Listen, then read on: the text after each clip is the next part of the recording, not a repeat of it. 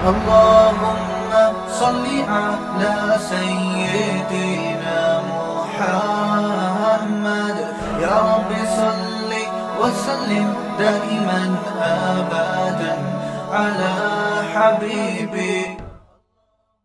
کہ بعض لوگ یہ کہتے ہیں کہ اگر اللہ تعالیٰ نے پیغمبروں کو اختیار نہیں دیے تو قرآن میں آتا ہے کہ جبریل علیہ السلام نے حضرت مریم کو بیٹا ہبہ کیا. بارشیں اللہ کس کے ذریعے برسواتا ہے؟ فرشتوں کے ذریعے، ہے نا. فرشتے یہ کام بھی کرتے ہیں، فرشتے یہ کام بھی کرتے ہیں، یہ بھی کرتے ہیں. تو جب اتنے سارے کام فرشتوں کو اللہ نے اختیارات دیے ہوئے ہیں تو پیغمبروں کا مقام تو فرشتوں سے بڑھ کر ہے بھائی. کیا خیال ہے بھائی؟ تو یہ آپ خوب اچھی طرح سمجھ لیں کہ کسی سے کام لینا الگ بات ہے، کسی کو کسی کام کا اختیار دے دینا الگ بات ہے. اس کی مثال ایسے ہے جیسے آپ قلم سے جب تحریر لکھتے ہیں تو قلم سے کام تو لیتے ہیں لیکن لکھنے کا اختیارات قلم کے پاس بولو بھائی نہیں ہوتے. آپ نے کسی سے خط لکھوانا ہے، پہلے زمانے میں لوگ خط لکھوایا کرتے تھے نا، کیونکہ اتنے آداب آتے نہیں تھے، نور چشمی اور پتہ نہیں کیا کیا اس میں لکھا ہوتا تھا نا. تو لوگ کاتب کے پاس جاتے تھے، بھائی اپنے بیٹے کو خط لکھ رہا ہوں، اپنے ابا کو خط لکھ رہا ہوں، ذرا لکھ. تو کاتب سے کہتے تھے نا بسم اللہ لکھ، اب یہ لکھ خداوند کریم سے خیریت مطلوب، خیریت مقصود کے بعد عرض ہے کہ خداوند کریم سے امید ہے کہ آپ کی خیریت سے ہوں گے، بعد از خیریت جناب کی خدمت میں عرض ہے کہ وہ جو بھی القابات لگوا دے. تو آپ کس سے کہتے ہو؟ قلم سے کہتے تھے کہ بھائی تو لکھ، کیونکہ لکھتا کون ہے؟ اصل میں تو قلم لکھتا ہے. آپ کس سے کہو گے؟ کاتب سے. حالانکہ کاتب خود نہیں لکھ رہا، قلم سے کام لے رہا ہے، لیکن آپ کو پتہ ہے کہ قلم اس کے ہاتھ میں مجبور ہے، ایک نقطہ بھی اپنی مرضی سے نہیں لگا سکتا، جدھر کو گھمائے گا ادھر کو گھومے گا. ساری زندگی چیختے رہو گے نا قلم کو کہ لکھ، قلم کہے گا بھائی جب تک کوئی کاتب اٹھا کے مجھے گھمائے گا نہیں، میرے اندر لکھنے کی طاقت نہیں ہے. اسی وجہ سے کاتب سے لکھوایا جاتا ہے، مدد کاتب سے طلب کی جاتی ہے، قلم سے نہیں کی جاتی، اس کو نہیں پکارا جاتا. تو اللہ تعالیٰ نے اس کائنات میں بہت سارے کام اپنے فرشتوں سے لیے ہیں اور لیتا ہے، لیکن وہ ایسے جیسے فرشتے ایسے اللہ کے ہاتھ میں مجبور ہوتے ہیں جیسے قلم کس کے ہاتھ میں؟ کاتب کے ہاتھ میں. ایسے فرشتوں پر اللہ کا کنٹرول ہے، جدھر کو چاہے گھما دیں اللہ اس کو. حکم دیتے ہیں جا بھائی، موت کے فرشتے کہتے ہیں اس کی جا کے موت روح قبض کر کے لے آ. اب یہ نہیں کہہ سکتے کہ موت کے فرشتے کو اختیار ہے جب چاہے آپ کو موت دے دے، جب چاہے آپ کو حیات دے دے. وہ نہیں دے سکتا، وہ ریموٹ کنٹرول کی طرح جائے گا، جس کو مارنا ہوگا اس کو مار کے آ جائے گا. یہی وجہ ہے کہ زندگی موت کے فرشتے سے نہیں مانگی جاتی. کس سے مانگی جاتی ہے؟ اللہ سے. آپ یہ نہیں کہتے اے موت کے فرشتے تو نکل جائے یہاں سے. کیا خیال ہے؟ کہتے ہو؟ بھائی اللہ سے دعا مانگتے ہو، کیونکہ فرشتہ تو اللہ کے ہاں مجبور ہے.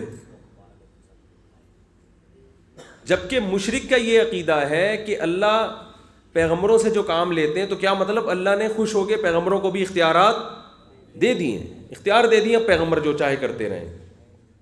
تو اللہ فرماتے ہیں ایسا کوئی اختیار میں نے کسی کو نہیں دیا. اس پر ایک اور اشکال ہوتا ہے کہ قرآن مجید میں آتا ہے کہ جبریل علیہ السلام حضرت مریم کے پاس آئے اور حضرت مریم نہانے کے لیے تنہائی اختیار کیے ہوئے تھیں، تو دیکھ کے گھبرا گئیں کہ یہ کوئی مرد ہے. تو انہوں نے فرمایا کہ نہ میں انسان نہیں ہوں، انما انا رسول ربک، میں تیرے رب کا بھیجا ہوا فرشتہ ہوں. لِأَهَبَ لَكِ غُلَامًا زَكِيًّا، میں اس لیے آیا ہوں تاکہ تجھے ایک پاکیزہ بچہ گفٹ میں دے دوں، ہبہ کر دوں. تو آج کے مشرکین یہ کہتے ہیں کہ جب فرشتے کو یہ اختیار ہے کہ وہ بچہ کسی کو گفٹ کر دے تو پیغمبر کو یہ اختیارات کیوں نہیں ہیں؟ وہ تو فرشتوں سے بھی اونچے ہیں، لہذا وہ بھی دے سکتے ہیں اور بابے بھی دے سکتے ہیں اور پیر و مرشد بھی دے سکتا ہے. سمجھا پا رہا ہوں اپنی بات؟ اس کا جواب سمجھیں اچھی طرح سے. دیکھو قرآن مجید میں بعض دفعہ کسی شے کی طرف نسبت ہوتی ہے مجازی، حقیقی نسبت نہیں ہوتی ہے. کوئی ذریعہ بن جائے نا اس کی طرف بھی نسبت کر دی جاتی ہے. میں اس کی ایک مثال دیتا ہوں لوگوں کو. آپ جب دعوت میں جاتے ہو، آپ کہتے ہو کوئی آپ سے پوچھا آپ نے کیا کھایا، آپ کہا بھائی میں تو پلاؤ کی 3 پلیٹیں کھا گیا.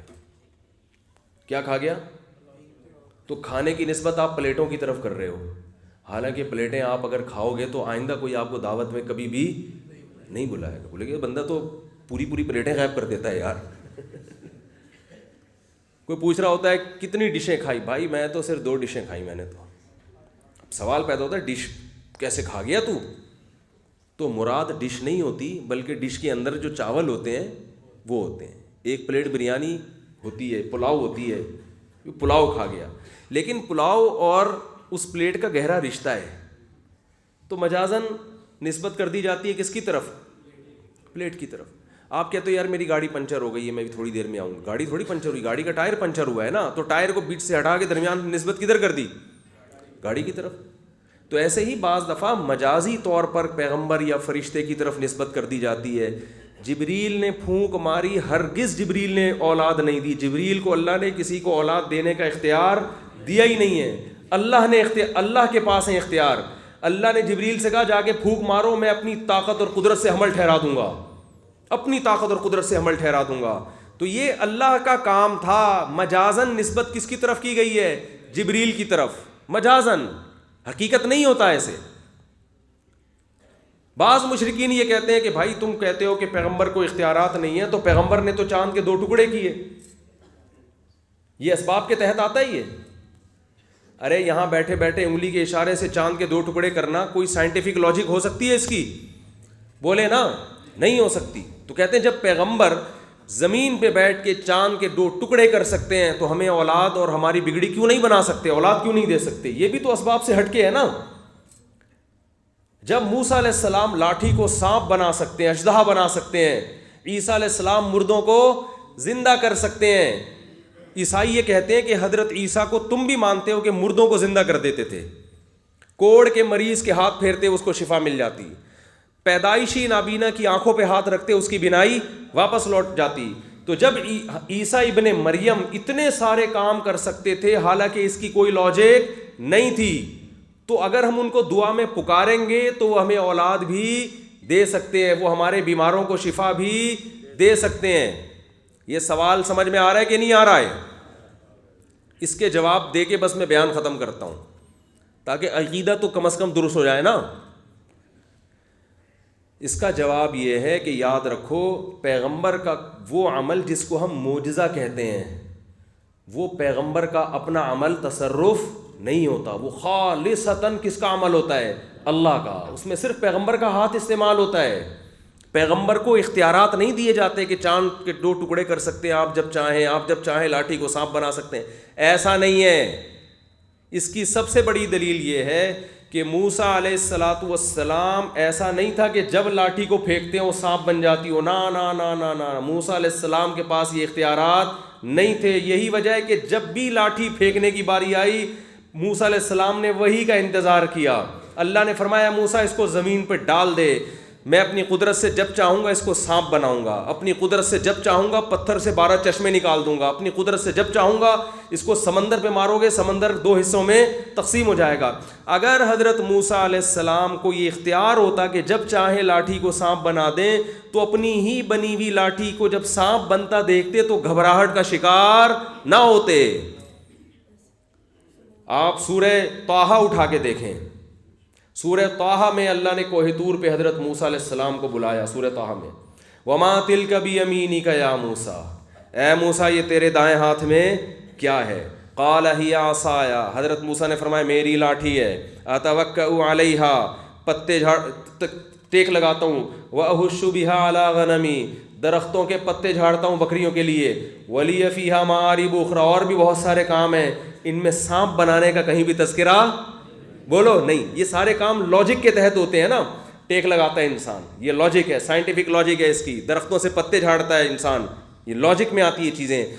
لاٹھی کا سانپ بن جانا کسی لاجک میں نہیں آتا. یہ سائنٹیفک یعنی یہ ممکن ہی نہیں ہے اسباب کی دنیا میں.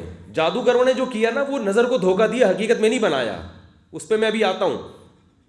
حقیقت میں تھوڑی بنایا. جادوگروں نے جو لاٹھی کو پھینکا سانپ بن گئی، تو قرآن میں یہ کہیں بھی نہیں ہے کہ وہ واقعی سانپ بن گئی. قرآن کہہ رہا ہے یخیل الیہ من سحرہم انہا تسعی، لوگوں کے دماغ کو ایسا مسمرزم کیا ہے کہ لوگوں کو دیکھنے میں لگا، خیال یخیل خیالی دنیا میں لگا کہ یہ لاٹھیاں سانپ ہیں اور ان کی طرف لوٹ رہی ہیں. حقیقت میں نہیں بنی تھی سانپ، دیکھنے میں لگ رہی تھی. لیکن حضرت موسیٰ نے جب لاٹھی زمین پہ ڈالی ہے تو قرآن یہ نہیں کہہ رہا دیکھنے میں ایسا لگا کہ اژدہا بن گیا، نہ قرآن کہہ رہا ہے فَإِذَا هِيَ ثُعْبَانٌ مُبِينٌ، اچانک بہت بڑا اژدہا بن گیا. وہ حقیقت میں بن گئی تھی، اور حقیقت میں بنانا یہ صرف کس کا کام ہے؟ اللہ کا. تو موسیٰ علیہ السلام نے جب لاٹھی کے بارے میں اللہ کو بتایا کہ اس سے پتے جھاڑتا ہوں، یہ کرتا ہوں، وہ کرتا ہوں، تو اللہ نے فرمایا القھا یا موسیٰ، اے موسیٰ ذرا اسے زمین پہ ڈال. اگر اختیارات ہوتے تو حضرت موسیٰ کہتے اللہ مجھے پتہ ہے میں جب چاہوں لاٹھی کو کیا بنا سکتا ہوں؟ سانپ. اللہ نے فرمایا ڈال زمین پہ. حضرت موسیٰ نے زمین پہ ڈالا ہے، فَإِذَا هِيَ حَيَّةٌ تَسْعَىٰ، سانپ بن کے دوڑنے لگی. حضرت موسیٰ علیہ السلام خوف سے بھاگے، وَلَمْ يُعَقِّبْ، قرآن کے الفاظ ہیں پیچھے مڑ کے نہیں دیکھا. اگر لاٹھی کو سانپ اپنے اختیار سے بنا رہے ہیں اور پھر سانپ کو دوبارہ لاٹھی اپنے اختیار سے، تو جو چیز اپنے اختیار میں ہوتی ہے اس سے انسان خوف زدہ نہیں ہوتا. خود پریشان ہی ہو کیا رہا ہے. اللہ فرماتے ہیں جب موسیٰ علیہ السلام خوف سے بھاگے ہیں نا، جب اس کو دیکھا تو سانپ ہے، قال یا موسیٰ، اللہ فرماتے ہیں ہم نے موسیٰ سے کہا اقبل ولا تخف، موسیٰ واپس پلٹ، اے موسیٰ واپس پلٹ، ولا تخف، خوف مت کر، سنعیدها سیرتها الاولی، اس سانپ کو تو پکڑے گا ہم اسے اپنی پرانی حالت پہ واپس لوٹا دیں گے. یہ نہیں کہ تجھے ہم اختیارات دے رہے ہیں کہ اب جب چاہے اس کو سانپ بنا دے اور جب چاہے اس کو کیا بنا دے؟ لاٹھی بنا دے. ہم اس کو دوبارہ اپنی پرانی حالت پر لے آئیں گے، وہی لاٹھی بن جائے گی جس سے تو بکریوں کے پتے جھاڑتا ہے. آپ کہہ سکتے ہیں کہ یہ تو فرسٹ ٹائم تھا نا، یہ تو پہلی دفعہ ایسا ہو رہا تھا، تو اس وقت موسیٰ علیہ السلام کو نہیں پتا تھا اللہ نے اختیارات دیے ہیں. ہو سکتا ہے اس وقت پہلی دفعہ اللہ نے یہ ٹریننگ کروا دی، اب حضرت موسیٰ کو پتہ چل گیا کہ اب میرے پاس یہ رائٹ، مجھے یہ رائٹ ہے کہ اب میں جب چاہوں گا اپنی مرضی سے لاٹھی کو کیا بناؤں گا؟ سانپ بناؤں گا، اور جب چاہوں گا سانپ کو دوبارہ کیا بنا دوں گا؟ لاٹھی.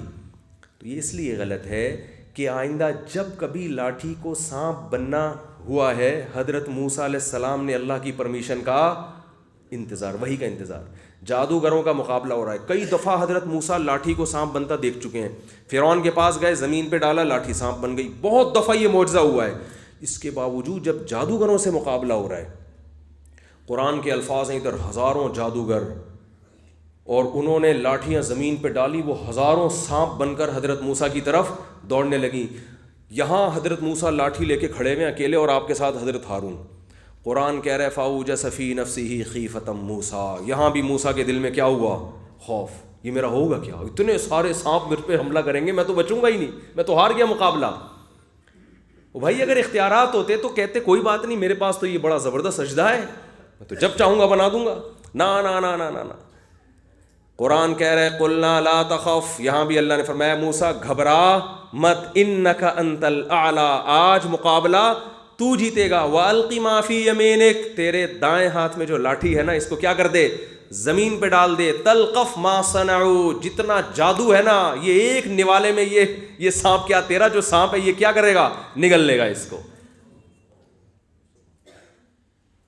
تو بھائی معجزہ پیغمبر کے اختیار میں نہیں ہوتا، خالصتاً کس کا عمل ہے؟ یہ اللہ کا. اور کرامت جو بزرگوں کی ہے یہ بھی بزرگ کے اختیار میں نہیں ہوتی، یہ بھی خالص کس کا عمل ہے؟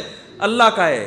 کسی بزرگ کی کرامت دیکھ کر آپ اس بزرگ سے مانگنا شروع کر دیں تو یہ جہالت ہے، اس لیے کہ وہ بزرگ کا اپنا عمل نہیں ہے. وہ کس کا عمل ہے؟ اللہ کا. اللہ جب چاہتا ہے کسی بزرگ کے ہاتھ پہ کوئی کرامت ظاہر کر دیتا ہے، اور جب چاہتا ہے نہیں کرتا. یہ تو اللہ کا اختیار ہے. تو مانگنا کس سے ہے بھائی؟ اللہ سے. جیسے قلم کو اختیار نہیں ہے نقطہ لگانے کا بھی، لیکن قلم سے نقطے لگ رہے ہوتے ہیں، الف با تا اے بی سی ڈی بن رہا ہوتا ہے.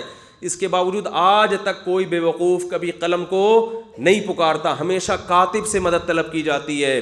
تو پیغمبروں کے معجزے دیکھ کر یا ولیوں اور بزرگوں کی کرامتیں دیکھ کر ان بزرگوں سے مانگنا شروع کر دینا، ان پیغمبروں سے مانگنا شروع کر دینا، یہ ایسے ہی حماقت کا کام ہے جیسے آپ کسی کمپوزر کو دیکھو کہ کمپیوٹر پہ ٹائپ کر رہا ہے تو آپ نے کمپوزر کے بجائے کمپیوٹر سے مطالبات کرنا شروع کر دی۔ کمپیوٹر کے پاس گیا، یار بھائی تو میرے لیے ایک خط تو لکھ دے۔ کمپیوٹر کہے گا بھائی کی بورڈ نکال، بٹن دبا، جو بٹن دبائے گا وہ لکھ کے سامنے بولو آ جائے گا۔ تو میرے بھائی اب توحید سمجھ میں آ رہی ہے؟ سمجھ میں آ رہا ہے کہ اللہ کے علاوہ عبادت کا مطلب کیا ہے؟ کسی کو پکارنا اپنی حاجات میں، یہ عبادت ہے، اور یہ صرف کس کے ساتھ جائز ہے؟ اللہ کے۔ تبھی قرآن میں جگہ جگہ ہے وَمَن يَدْعُ مَعَ اللَّهِ إِلَٰهًا آخَرَ، جو اللہ کے ساتھ کسی کو پکارے گا، جو اللہ کے ساتھ کسی کو پکارے گا فَإِنَّمَا حِسَابُهُ عِندَ رَبِّهِ، اس کا حساب کس کے ذمے ہے؟ اللہ کے ذمے۔ اللہ نے یہ نہیں کہا کہ جو اللہ کے سوا کسی کو پکارے گا، نا نا نا نا نا، مشرکین اللہ کے ساتھ پکارتے ہیں، اللہ کے علاوہ نہیں پکارتے۔ جتنے دنیا میں مشرک پائے جاتے ہیں اللہ کو بھی پکارتے ہیں اور اللہ کے علاوہ کو بھی پکارتے ہیں۔ اللہ کہتے ہیں کہ مجھے ہی پکارا جائے گا، میرے علاوہ اور میرے سوا کا آپشن تمہارے پاس نہیں ہے۔ تبھی قرآن میں جو سورہ فاتحہ میں ہم پڑھتے ہیں ایاک نعبد، اے اللہ صرف تیری عبادت کرتے ہیں، وایاک نستعین، تجھ ہی سے مدد طلب کرتے ہیں۔ اس آیت کے جتنے ترجمے جس زبان میں بھی آپ دیکھ لیں، انگلش میں بھی، اردو میں بھی، فارسی میں بھی، سرائکی میں بھی، پنجابی میں بھی، سب کا ترجمہ کیا ہے کہ صرف تجھی سے۔ اس کا مطلب نہیں ہم تجھے پکارتے ہیں، تجھ ہی سے مدد طلب کرتے ہیں، تجھ ہی سے، تیرے علاوہ کسی اور سے مدد نہیں طلب کرتے۔ مفتی طارق مسعود صاحب کے بیانات سننے کے لیے youtube.com/مفتی طارق مسعود کو سبسکرائب کریں، اور اگر آپ لائیو ویڈیو کو کبھی بھی مس نہیں کرنا چاہتے ہیں تو سبسکرائب کرنے کے بعد بیل آئیکن پہ کلک کرنا مت بھولیں۔ جزاک اللہ۔